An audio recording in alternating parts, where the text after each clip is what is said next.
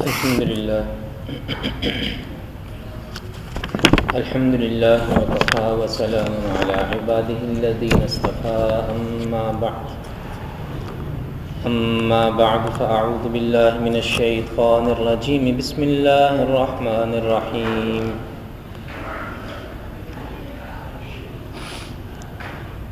والطور وكتاب مسطور في رق منشور والبيت المعمور والسقف المرفوع والبحر المسجور إن عذاب ربك لواقع ما له من دافع صدق الله العظيم وصدق رسوله النبي الكريم اللهم صل على سيدنا محمد وعلى آل سيدنا محمد وأصحاب سيدنا محمد وبارك وسلم عليه۔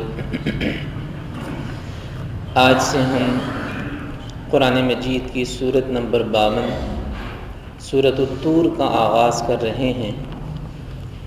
یہ مکی سورت ہے، اس میں 49 آیات اور 2 رکوع ہیں۔ مکی صورت ہے، اس کا مطلب یہ ہے کہ اس میں مکی زندگی کے مضامین بیان کیے گئے ہیں، آخرت کا تذکرہ ہے، رسول اللہ صلی اللہ تعالی علیہ وسلم کی رسالت کا تذکرہ ہے، اللہ تعالیٰ کی توحید کا بیان ہے۔ سورہ مبارکہ کے آغاز میں اللہ تعالیٰ نے 5 چیزوں کی قسم کھائی ہے۔ اللہ تعالیٰ کو قسم کھانے کی ضرورت نہیں ہے، لیکن ان چیزوں کی اہمیت کو بتانے کے لیے اور بندوں کے دل میں قرآنی خبروں کی حقیقت اور یقین کو بٹھانے کے لیے اللہ جل جلالہ قرآن مجید میں مختلف مقامات پر قسمیں کھاتے ہیں۔ تو یہاں بھی قسم کھائی گئی۔ والطور، سب سے پہلے قسم ہے کوہ طور کی۔ کوہ طور وہ پہاڑ ہے جس پر حضرت موسیٰ علیہ السلام نے اللہ تعالیٰ سے کلام کیا تھا، اسی وجہ سے حضرت موسیٰ علیہ السلام کو کلیم اللہ کہا جاتا ہے۔ اور اسی پہاڑ پر تورات بھی اللہ تعالیٰ نے حضرت موسیٰ علیہ السلام کو عطا فرمائی تھی، اور یہ ایک بابرکت اور مقدس پہاڑ ہے، اس کی قسم کھائی گئی۔ وَكِتَابٍ مَّسْطُورٍ فِي رَقٍّ مَّنشُورٍ، اور قسم ہے لکھی ہوئی کتاب کی، ایسی کتاب جو کشادہ ورق میں لکھی گئی ہے۔ اب اس سے مراد کیا ہے؟ مفسرین کے مختلف اقوال ہیں۔ ایک قول تو یہ ہے کہ اس سے مراد لوح محفوظ ہے۔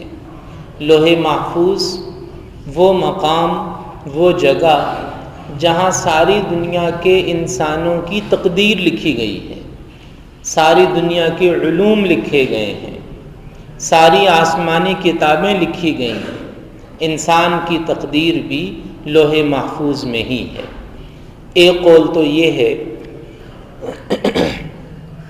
کہ کتاب مسطور سے مراد لوح محفوظ ہے، اور دوسرا قول یہ ہے کہ لوح محفوظ نہیں بلکہ اس سے مراد لوگوں کا اعمال نامہ ہے۔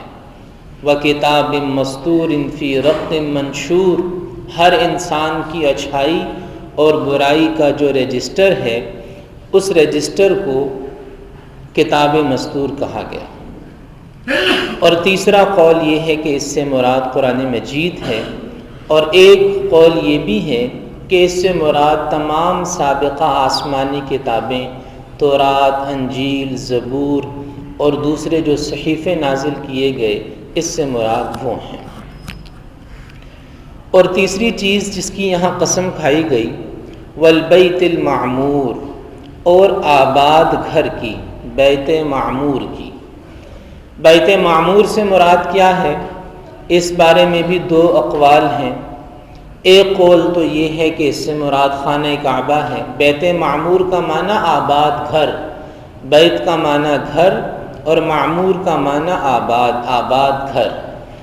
تو بعض مفسرین یہ فرماتے ہیں کہ اس سے مراد خانہ کعبہ ہے۔ خانہ کعبہ کو بیت معمور کہا جاتا ہے، آباد گھر۔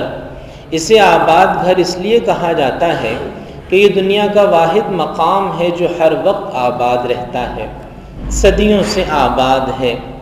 لوگ اس کے گرد ہر وقت 24 گھنٹے پورا سال طواف میں مشغول رہتے ہیں یا نماز پڑھنے میں مشغول رہتے ہیں۔ تو یہ وہ مقام ہے جو ہر وقت آباد ہے۔ جیسے انسان کا دل ہر وقت دھڑکتا رہتا ہے، اسی طرح خانہ کعبہ یہ ہر وقت آباد رہتا ہے، اس لیے اسے بیت معمور، آباد گھر کہا جاتا ہے۔ اور بعض مفسرین کے مطابق بیت معمور آسمانوں میں ایک مقام کا نام ہے۔ جیسے زمین کا مرکز خانہ کعبہ ہے، اسی طرح جو آسمانوں کا مرکز ہے اور جو آسمان والوں کے لیے قبلے کی حیثیت رکھتا ہے، اس جگہ کو بیت معمور کہا جاتا ہے۔ جب آقا نامدار حضرت محمد مصطفیٰ صلی اللہ تعالی علیہ وسلم سفر معراج میں تشریف لے گئے تھے تو اس وقت آپ نے حضرت ابراہیم علیہ السلام کو بیت معمور کے ساتھ ٹیک لگا کر بیٹھے ہوئے دیکھا تھا۔ تو وہ مقام بیت معمور ہے جو آسمان والوں کا قبلہ ہے۔ ایک زمین والوں کا قبلہ ہے، وہ خانہ کعبہ ہے، زمین کا مرکز ہے، اور ایک آسمانوں کا مرکز ہے، آسمان والوں کا قبلہ ہے، اسے بیت معمور کہا جاتا ہے۔ یہاں اس کی قسم کھائی گئی ہے۔ فرشتوں کا کعبہ بھی بیت معمور ہے، اور آسمان پہ جتنے بھی لوگ، جتنی بھی مخلوق ہے، ان سب کا کعبہ بیت معمور ہے۔ اور چوتھی چیز جس کی قسم کھائی گئی، والسقف المرفوع، اونچی چھت کی۔ اونچی چھت سے مراد ایک قول کے مطابق تو آسمان ہے جو ایک گنبد کی طرح ہمیں نظر آتا ہے، لیکن حقیقت میں یہ ہمارے ہر طرف موجود ہے۔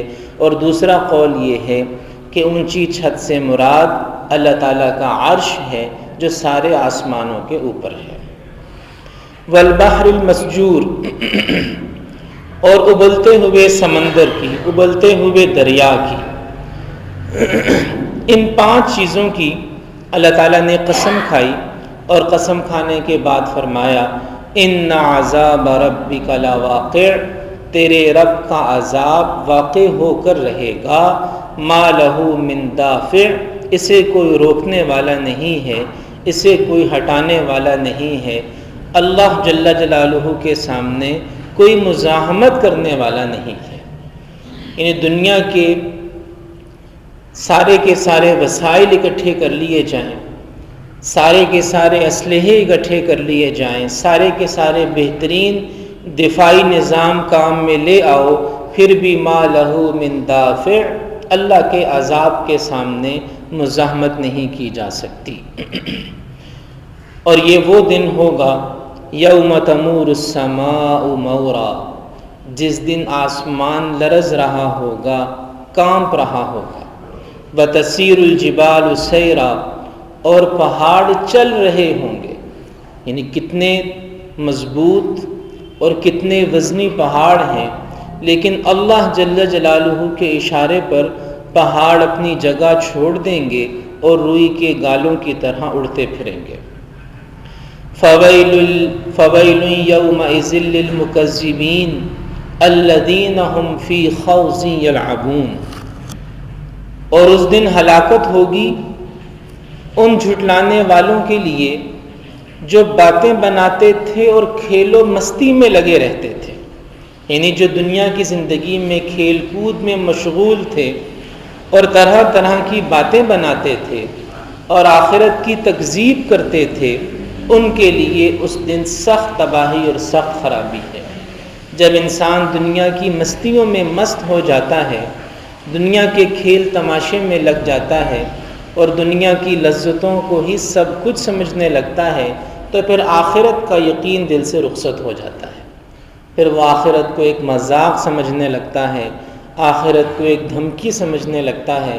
اللہ تعالیٰ فرماتے ہیں کہ ایسے لوگ قیامت کے دن سخت نقصان کا شکار ہوں۔ فویل یومئذ للمکذبین، ایسے جھٹلانے والوں کے لیے اس دن بڑی سخت ناکامی ہے۔ یوم یدعون الی نار جہنم دعا، اس دن ان لوگوں کو جہنم کی طرف دھکیلا جائے گا اور ان سے کہا جائے گا ھذہ النار التی کنتم بہا تکذبون، یہ وہی آگ ہے جس کا تم انکار کیا کرتے تھے، جسے تم جھوٹ کہتے تھے، یہ وہی آگ ہے، اسے تم جھوٹ کہتے تھے۔ افسحر ھذا ام انتم لا تبصرون، یعنی اب بتاؤ کہ کیا یہ کوئی جادو ہے یا یہ وہ چیز ہے جو تمہاری سمجھ سے بالا ہے۔